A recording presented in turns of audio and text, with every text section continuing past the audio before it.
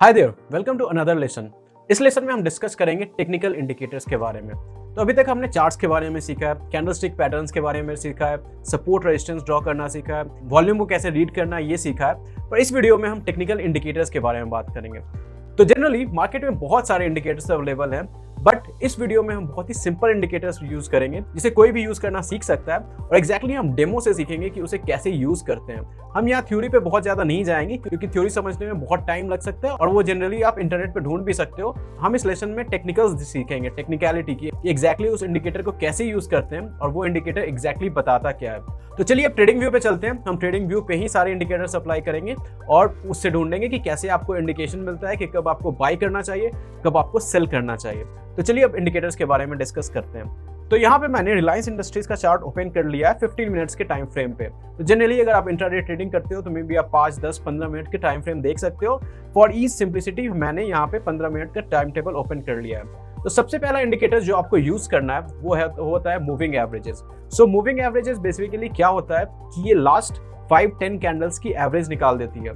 तो let's say अगर आप 5 मूविंग एवरेज यूज कर रहे हो 5 MA, तो ये लास्ट 5 कैंडल्स की क्लोजिंग लेती है और उससे एक एवरेज निकालता है। ये टाइम फ्रेम आप चेंज कर सकते हो, 5 की जगह पे आप 10, 20, 50, 200 भी सेलेक्ट कर सकते हो। और जैसे जैसे अगर आप ज्यादा मूविंग एवरेज लेते हो तो और भी लाइन स्मूथ होते जाएगा। एक और इंपॉर्टेंट पार्ट ये होता है कि मूविंग एवरेज दो तरह के होते हैं। एक है सिंपल मूविंग एवरेज जिसमें हम सिंपली लास्ट कैंडल्स की एवरेज निकालते हैं। दूसरा होता है exponential moving average. Exponential moving average में हम ज्यादा वेटेज रिसेंट कैंडल्स को देते हैं। इन जनरल अगर आप ट्रेडिंग करते हो तो आपको एक्सपोनेंशियल मूविंग एवरेज यूज करना होता है जिसे हम शॉर्ट फॉर्म पे EMA भी बोलते हैं। चलिए अब इसे डिस्कस करते हैं कि एग्जैक्टली आपको मूविंग एवरेजेस कैसे यूज करना है। तो आपको इंडिकेटर्स में जाना है और यहाँ पे आप मूविंग एवरेज सर्च कर सकते हो। तो आपको यहाँ पे ऑप्शन मिल जाएगा एक्सपोनेंशियल मूविंग एवरेज। और नेक्स्ट आपको क्या करना है कि आपको इसकी सेटिंग्स में जानी है और आप इसको चेंज कर सकते हो। तो अगर आप इंट्राडे ट्रेडिंग करते हो तो मे बी आप 5 EMA, 9 EMA या 13 EMA अप्लाई कर सकते हो। तो लेट्स से हम यहाँ पे 13 EMA लगाएंगे और स्मूथिंग भी आप कर सकते हो सेम 13 EMA के लिए और अप्लाई कर सकते हो। तो यहाँ पे आपको दिख जाएगा कि एक लाइन ड्रॉ हो चुका है। एक और नेक्स्ट चीज आप क्या कर सकते हो कि मे बी आप इसके स्टाइल चेंज कर सकते हो ताकि वो इजीली विजिबल हो जाए। मे बी हम इसके जस्ट थिकनेस इंक्रीज कर देंगे ताकि वो आप इजीली यहाँ पे देख सको और फिर आपको अप्लाई कर देना है।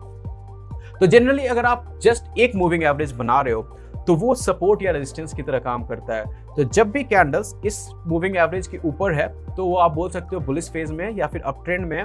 और यहाँ पे आप देख सकते हो कि मार्केट ऊपर जा रहा है और जब भी इस EMA को टच कर रहा है और वहां से ये सपोर्ट लेके ऊपर चला जा रहा है तो उस टाइम पे आपके लिए EMA सपोर्ट की तरह काम करता है।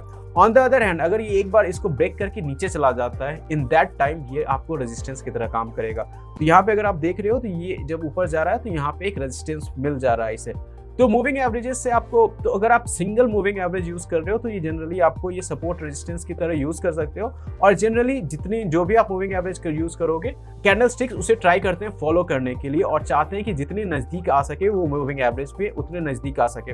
अगर आप इसकी टाइम फ्रेम चेंज करते हो 13 की जगह पे अगर हम कुछ और यूज करते हैं, लेट्स से हम 50 यहाँ पे डालते हैं, तो आप जितना EMA चेंज करोगे वो उतना लाइन स्मूथ होते जाएगा और कैंडल से दूर होते जाएगा। इसीलिए हम जब इंट्राडे ट्रेडिंग करते हैं हमें बहुत ज्यादा एक्यूरेसी चाहिए होता है वहाँ पे। तो वहाँ पे हम शॉर्टर EMA यूज करते हैं, 5 EMA, 9 EMA, 13 EMA। लेकिन अगर आप लॉन्ग टर्म के लिए ट्रेड कर रहे हो, आप बड़े ड्यूरेशन के लिए ट्रेड कर रहे हो तो आप मे बी आप लॉन्गर EMA सेलेक्ट कर सकते हो। तो यहाँ पे आप देख सकते हो कि जैसे ही कैंडल ने क्रॉस किया EMA को तो यहाँ पर आपको एक बाई सिग्नल मिल गया कि यहाँ से मार्केट एक बुलिश फेज में आ गया है। इसके बाद ये कैंडल के ऊपर ही चल रहा है। फिर यहाँ पे आके एक सेलिंग आया, इसने सपोर्ट लिया, बट एग्जैक्टली जब इस पॉइंट के नीचे चला जाता है EMA के तो at that point may be a good point to sell या फिर एग्जिट कर लेना। तो आप अगेन यहाँ पे अगर आप और भी ज्यादा टाइम फ्रेम चेंज करो 50 की जगह पे आप अगर 200 यूज कर लो तो आपको दिख जाएगा कि ये लाइन और भी फ्लैट हो जाएगी और आपको और भी लंबे ड्यूरेशन के लिए आपको सिग्नल मिल जाता है वहां पे। तो लेट्स से जैसे हम यहाँ पे देख सकते हैं कि जैसे ही हमने फ्लैट किया हमें लॉन्गर ड्यूरेशन में मिल जाता है। जी इस मार्केट ने इसको 200 EMA को इस पॉइंट के नीचे ड्रॉ गया, उसके बाद नीचे जाते आप देख सकते हो कि मार्केट नीचे जा रहा था, maybe at that's was a good time to sell. तो जब भी आप एक सिंगल मूविंग एवरेज ड्रॉ कर रहे हो तो आप उसे एक सपोर्ट एंड रेजिस्टेंस की तरह यूज कर सकते हो। बट आपको इससे भी अच्छा इंडिकेशन मिलता है जब एक मूविंग एवरेज का क्रॉसओवर होता है। यानी मतलब अगर आप दो मूविंग एवरेज ड्रॉ कर रहे हो, एक मूविंग एवरेज दूसरे को क्रॉस करता है तो आपको एक बहुत अच्छा बाई या सेल सिग्नल मिलता है। फॉर एग्जांपल हम यहाँ पे 2 मूविंग एवरेज यूज करेंगे, तो मैंने एक मूविंग एवरेज यूज कर लिया है, एक और मैं मूविंग एवरेज ड्रॉ कर दूंगा। एक्सपोनेंशियल, और लेट्स से हम फर्स्ट वाले में 9 EMA यूज कर रहे हैं और सेकंड में हम इसे चेंज करके 13 कर देते हैं।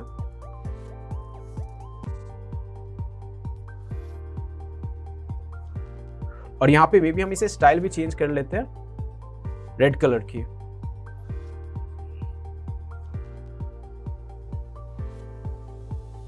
और आपको अप्लाई कर देना है। अभी भी इसके लिए 9 की जगह पे हम 5 यूज कर लेते हैं ताकि आपको डिफरेंस काफी इजीली विजिबल हो जाए। तो यहाँ आप जब देख सकते हो कि जब भी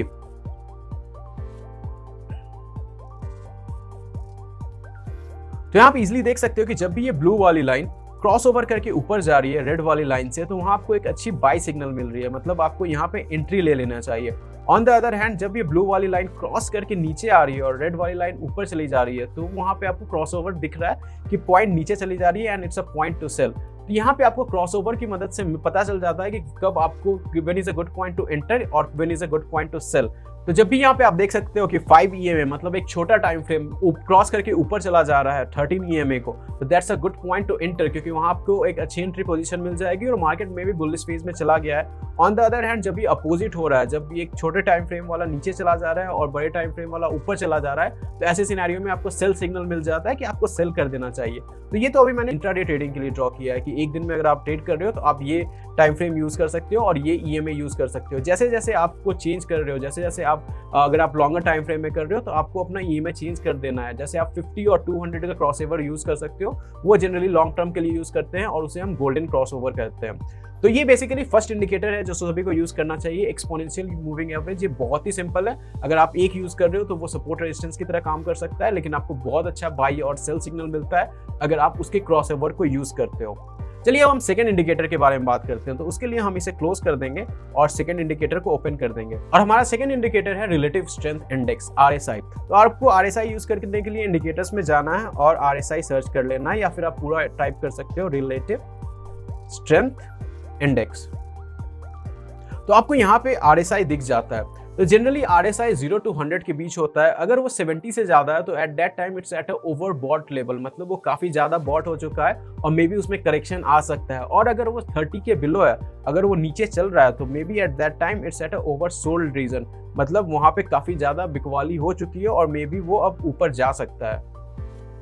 जैसे आप आज के मार्केट में देखोगे तो इस टाइम फ्रेम में ये RSI चला गया था ऑलमोस्ट 80, मतलब काफी ज्यादा इसमें ओवरबॉट हो चुका है। तो इस पॉइंट पे आप देखोगे जैसे ही इसने 80 पे पहुंचा, उसके बाद पहले बहुत ज्यादा बाइंग हो रहा था, मार्केट ऊपर जा रहा था, रिलायंस का शेयर प्राइस ऊपर जा रहा था, पर एक बार इसने हाई बनाया, काफी ऊपर गया, उसके बाद इसमें सेलिंग आई, उसके बाद ये RSI भी नीचे जा रही थी और प्राइसेस भी नीचे जा रही थी। तो आप यहाँ पे मार्केट में हमेशा RSI देख सकते हो, वहां से आपको एक बेसिक आइडिया मिल जाएगा कि अगर ये छोटे कि उस टाइम फ्रेम में इस स्टॉक में क्या हो रहा है, क्या उसमें ज्यादा बाइंग हुई है या फिर ज्यादा सेलिंग हुई है। अगर वो RSI बहुत हाई चल रहा है, अगर बहुत ज्यादा बाइंग हो चुका है, ओवरबॉट रीजन में, तो वहां पे थोड़ा करेक्शन आ सकता है, वहां सेलिंग आ सकता है। ऑन द अदर हैंड अगर हम इसमें पीछे जाए, पीछे टाइम फ्रेम पे देखें, तो आप यहाँ इस टाइम फ्रेम पे देख सकते हो कि मार्केट की प्राइसेस काफी नीचे जा रही थी और RSI इसमें ऑलमोस्ट आपको 30 के नीचे चला गया था। तो इसके बाद यहाँ पे काफी अच्छे बाइंग आई और प्राइसेस ऊपर चली गई। तो जनरली RSI भी आपको एक बहुत अच्छा इंडिकेशन दे सकता है कि वेदर इट्स अ बाइंग और सेलिंग जोन, कि अभी बाइंग होने वाली है, काफी ज्यादा बाइंग हो चुकी है या फिर काफी ज्यादा सेलिंग हो चुकी है। और जब भी आप RSI यूज कर रहे हो तो आपको बाकी इंडिकेटर्स का भी यूज करना है। अगर आपको मूविंग एवरेज में भी दिख रहा है कि क्रॉसओवर हो रहा है या मतलब ऊपर जाने वाला है शेयर, और उसके साथ अगर RSI भी बोल रहा है कि ओवर सोल्ड रीजन में ये काफी सोलिंग हो चुका है, अब इसमें बाइंग आ सकती है, तो वो आपको काफी अच्छा इंडिकेशन दे सकता है। तो सिमिलरली आप यहाँ पे बैक टेस्ट कर सकते हो। आप जो भी स्टॉक्स या फिर इंडेक्सेस में ट्रेड कर रहे हो, आपको उसे बैक टेस्ट करना है और आपको देखना है कि किस टाइम फ्रेम में कौन से पॉइंट पे वहाँ पे ओवर बाइंग आती है या फिर ओवर सेलिंग आती है, कौन से पोजीशन से वहाँ पे करेक्शन आ रहा है या फिर कहाँ से ज़्यादा बाइंग पॉसिबल हो सकता है। तो ये सेकंड इंडिकेटर है जो सभी को यूज करना आना चाहिए, इसे कहते हैं रिलेटिव स्ट्रेंथ इंडेक्स या फिर RSI। चलिए अब थर्ड इंडिकेटर के बारे में डिस्कस करते हैं, और थर्ड इंडिकेटर है सुपर ट्रेंड। तो सुपर ट्रेंड यूज करने के लिए आपको इंडिकेटर्स में जाना है और आप यहाँ पे सुपर ट्रेंड सर्च कर सकते हो। तो super trend basically trend of the market बता देता है। तो बहुत बार आपको ऐसा होगा कि आपको मार्केट में पता नहीं चलेगा कि ट्रेंड क्या चल रहा है, क्या मार्केट अपसाइड ट्रेंड में, डाउनसाइड ट्रेंड में या फिर साइडवेज ट्रेंड में है। तो ऐसे में आपको सुपर ट्रेंड एक बहुत ही अच्छी आइडिया दे देता है कि आप कैसे ट्रेड ले सकते हो। फॉर एग्जांपल यहाँ पे आप देख सकते हो जब मार्केट नीचे जा रहा था तो ये रेड में दिखा रहा है और ये सुपर ट्रेंड के नीचे था, सुपर ट्रेंड ऊपर है और प्राइसेस नीचे है। तो आप डायरेक्टली इसे देख के आपको समझ में आ जाएगा कि हाँ ट्रेंड डाउनवर्ड ट्रेंड चल रहा है। ऑन द अदर हैंड अगर कभी मार्केट सिर्फ साइड में चल रहा है तो आपको सुपर ट्रेंड पैरेलल दिख जाएगा। तो इसकी मदद से आपको पता चल जाएगा कि हाँ अभी मार्केट साइडवेज की है। तो सुपर ट्रेंड की मदद से आप अपने बायसेस को हटा सकते हो। मे बी आप बियरिश हो सकते हो, बुलिश हो सकते हो। और बहुत बार ऐसा होता है कि अपना व्यू चेंज करना बहुत ही डिफिकल्ट हो सकता है। मार्केट खुला और आपको लगता है कि मार्केट ऊपर जाने वाला है, आज बुलिश मार्केट है, बट अगर आपको सुपर ट्रेंड दिख रहा है कि ये बियर बता रहा है, ये बता रहा है कि डाउनवर्ड ट्रेंड है, तो it is a good indicator to change your view. इसकी मदद से आपको बायसनेस खत्म हो जाती है। और बहुत बार ट्रेडर्स ये भी करते हैं कि वो अपनी स्टॉप लॉस सुपर ट्रेंड के ऊपर रखते हैं। ये भी एक आइडिया होता है। अगर आपका स्टॉप लॉस हिट कर रहा है, अगर आपको स्टॉप लॉस रखना है तो मे बी आप सुपर ट्रेंड के पास रख सकते हो। अगर आपका स्टॉप लॉस हिट हो गया तो मे बी ये भी एक इंडिकेशन हो सकता है कि ट्रेंड चेंज हो गया है, उसके बाद ट्रेंड बुलिश से बियरिश हो गया या फिर बियरिश से बुलिश हो चुका है। जैसे आप यहाँ पे देख सकते हो कि यहाँ पे पहले मार्केट बियरिश फेज में था, मार्केट नीचे जा रहा था, पर जैसे ही एक कैंडल ने इसे ब्रेक किया, जैसे ही इस कैंडल ने इस सुपर ट्रेंड को ऊपर से ब्रेक किया तो वहाँ पे व्यू चेंज हो गया, उसके बाद ये बुलिश फेज में आ गया है। तो ये भी एक बहुत ही सिंपल इंडिकेटर है जो सभी को यूज करना आना चाहिए। इससे आपकी बायसनेस खत्म हो जाएगी और आपको मार्केट के ट्रेंड पता चल जाएगी कि मार्केट कौन से ट्रेंड में अभी चल रहा है। चलिए फोर्थ कॉमन इंडिकेटर के बारे में बात कर लेते हैं जो बहुत ही सिंपल है, जिसे बिगनर्स बहुत ही इजीली यूज कर सकते हैं और इसे कहते हैं पिवट पॉइंट्स। सो अगर आपको मार्केट में सपोर्ट, रेजिस्टेंस, ट्रेंड लाइन ये बनाने में डिफिकल्ट हो रही है तो आप वहाँ पे पिवट पॉइंट्स की यूज कर सकते हो। तो उसे यूज करने के लिए आपको इंडिकेटर्स में जाना है और यहाँ पे आप पिवट पॉइंट सर्च कर सकते हो। एक बार आपने पिवट पॉइंट्स अप्लाई कर दिया तो आपको वहाँ मार्केट में पॉइंट्स मिल जाएंगे जहाँ पे मार्केट सपोर्ट या रेजिस्टेंस फेस कर सकता है। तो जैसे आज के मार्केट में आप देख सकते हो कि मार्केट यहाँ ओपन किया और इसने क्लियरली इंडिकेट कर चुका है कि ये सपोर्ट लेवल है S1, ये S2 दूसरा सपोर्ट लेवल है, टॉप में ये पिवट पॉइंट्स है, फिर रेजिस्टेंस लेवल आज की ये हो सकती है और R2 ये हो सकती है। तो पिवट पॉइंट की मदद से आपको R1, R2, R3 मतलब लेवल ऑफ रेजिस्टेंसेस मिल सकती है एंड लेवल ऑफ सपोर्ट्स मिल सकती है। तो बहुत बार ऐसा होगा कि मार्केट नीचे खुलता है, मार्केट R1 या R2 पे खुलेगा तो आपको पता चल जाएगा कि मार्केट ने नीचे काफी नीचे ओपन किया है, उसके बाद अगर ब्रेक करता है तो कौन से लेवल पे जा सकता है। सिमिलरली अगर मार्केट फ्लैट खुल रहा है और ऊपर की तरफ पे जा रहा है तो उसमें भी आपको ट्रेंड पता चल जाता है कि हाँ मार्केट अभी बुलिश फेज में है और यहाँ पे रेजिस्टेंस मिल सकती है। फॉर एग्जाम्पल अगर आज की भी मार्केट देखो रिलायंस इंडस्ट्रीज के लिए, तो मार्केट पहले सपोर्ट के पास के ऊपर खुला था पिवट पॉइंट के पास, फिर वो नीचे गया, उसने S1 से थोड़ा सपोर्ट लिया, फिर वो अगेन ऊपर गया पिवट पॉइंट के पास, फिर अगेन वो नीचे गया, एक बार उसने पिवट पॉइंट सपोर्ट के पास काफी टाइम स्पेंड किया और इवेंचुअली वो रेजिस्टेंस 1 के पास क्लोज किया है। तो इसकी मदद से आपको समझ में आ जाएगा कि कब आपको ट्रेंड चेंज करना चाहिए। अगर मार्केट नीचे से ऊपर जा रहा है मतलब S1 से पिवट पॉइंट के पास जा रहा है तो आपको पता चल जाएगा कि may be market is in bullish phase या फिर अपसाइड फेज में है और आप कहां तक टारगेट कर सकते हो। ऑन द अदर हैंड अगर वो ऊपर वाला रेजिस्टेंस नहीं तोड़ पा रहा है तो आपको पता चल जाता है कि this may be a point to exit, यहाँ पे एग्जिट कर सकते हो या फिर शॉर्ट पोजीशन बना सकते हो। या फिर अगर काफी वॉल्यूम, काफी प्रेशर के साथ वो उस पॉइंट को तोड़ रहा है तो maybe it can go from R1 level to R2 level. तो बहुत सारे ट्रेडर्स पिवट पॉइंट्स को भी बहुत ही फ्रीक्वेंटली यूज करते हैं और मार्केट और स्टॉक्स जनरली पिवट पॉइंट को बहुत ही रिस्पेक्ट करते हैं। मतलब जब भी मार्केट इस पॉइंट से पहुंचते हैं तो they can respect that point and they consider it as important hurdles. तो आप भी ये इंपॉर्टेंट रेजिस्टेंस ड्रॉ कर सकते हो। पिवट पॉइंट्स लेवल बहुत ही सिंपल है ड्रॉ करने के लिए और for a beginner it can be very good idea to start looking into and making a practice of following support and resistance. Maybe एक बार जब आपको बहुत ज्यादा कॉन्फिडेंस हो जाएगी, एक्सपीरियंस हो जाएगी तो आप अपनी लेवल्स खुद से ड्रॉ कर सकते हो, बट इनिशियल में यूज करने के लिए that's a very good indicator for the beginner. चलिए फाइनली डिस्कस करते हैं फिफ्थ और फाइनल इंडिकेटर जो सभी बिगिनर्स को आना चाहिए और इसे हम कहते हैं Bollinger bands.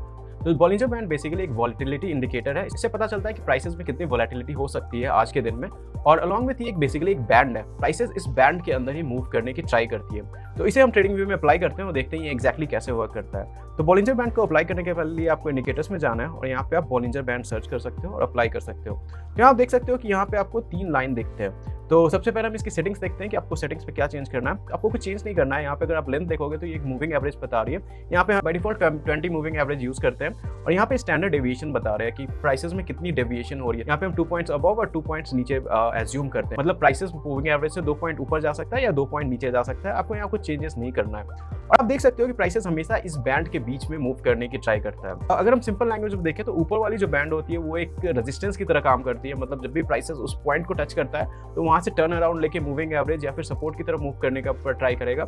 On the other hand अगर हम नीचे वाली बैंड की तरफ देखें तो वो एक सपोर्ट की तरह काम करता है, मतलब मे बी वहां पे जब भी प्राइसेस आती है तो वो वहां से रिबाउंड लेके ऊपर मूविंग एवरेज और रेजिस्टेंस की तरफ मूव करने की ट्राई करती है।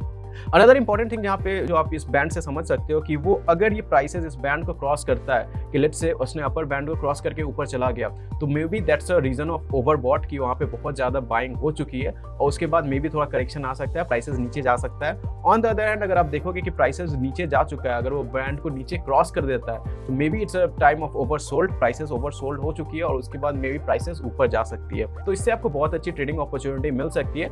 Bollinger band along with other indicators के कॉम्बिनेशन से आपको अच्छी अपॉर्चुनिटीज मिल सकती है। तो अगर हम एग्जांपल देखें, यहाँ पे देखें तो यहाँ पे HDFC के प्राइसेस में आप देख सकते हो कि इसने ऊपर वाले बैंड को क्रॉस किया था इस ग्रीन कैंडल ने और उसके बाद करेक्शन आया, प्राइसेस नीचे गई और ये ट्राई किया मूविंग एवरेज पे उसने सपोर्ट लिया और अगेन ये ऊपर वाले रेजिस्टेंस ऊपर वाले बैंड के पास जा रहा था। तो जब भी आप ट्रेड करते हो और अगर आपको बॉलिंजर बैंड में डेविएशन दिख रही है कि ये बैंड्स को क्रॉस कर रहा है तो ऐसे सिनेरियोज में आपको बहुत अच्छी अपॉर्चुनिटीज मिल सकती है both on buying and selling side. But आपको जस्ट बॉलिंजर बैंड यूज नहीं करना है, आपको अदर प्राइस एक्शन और इंडिकेटर्स की कॉम्बिनेशन यूज करना है जिससे आपको बेस्ट अपॉर्चुनिटी मिलेगी।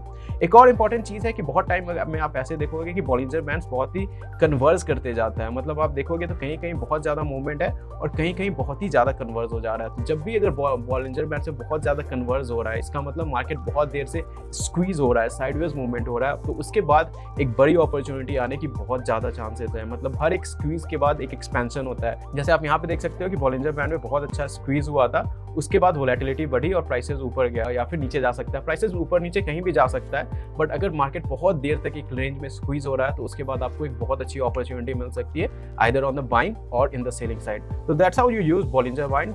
तो ओवरऑल ये 5 इंडिकेटर्स है जो सारे बिगनर्स को आने चाहिए। जैसे मैंने डिस्कस किया all this 5 indicators are very simple to use, बहुत ही इजीली यूज हो जाता है। सबसे पहले हमने डिस्कस किया मूविंग एवरेजेस के बारे में, फिर हमने डिस्कस किया RSI के बारे में, रिलेटिव स्ट्रेंथ इंडेक्स, थर्ड हमने डिस्कस किया सुपर ट्रेंड के बारे में, फिर हमने डिस्कस किया पिवट पॉइंट्स की मदद से आप कैसे R1 R2 R3 S1 S2 S3 find कर सकते हो, और फिफ्थ एंड फाइनली हमने डिस्कस किया बॉलिंजर बैंड्स की मदद से। But one of the most important point to understand here is that कि आपको जब भी इंडिकेटर्स यूज करना है तो try to use a combination of all, कि अगर आपको 3-4 इंडिकेटर्स बता रहे हैं कि it's a good point to buy या फिर एंट्री, या फिर 3-4 इंडिकेटर्स बता रहे हैं it's a good point to exit, तो आपको बहुत अच्छा इंडिकेशन देता है। सिर्फ एक इंडिकेटर अगर आप यूज कर रहे हो तो it may be a wrong signal also. तो जब भी आप यूज कर रहे हो तो try to make a combination of all. अगर आपको सारी इंडिकेशन मिल रही है कि अगर आपको दिखती है कि अभी यहाँ ब्रेकआउट होने वाला है, बहुत ही अच्छे लेवल पे है, कैंडलस्टिक बहुत ही बुलिश है, ओवरसोल्ड लेवल पे है या फिर रेजिस्टेंस के पास है, तो it may be a good point to enter.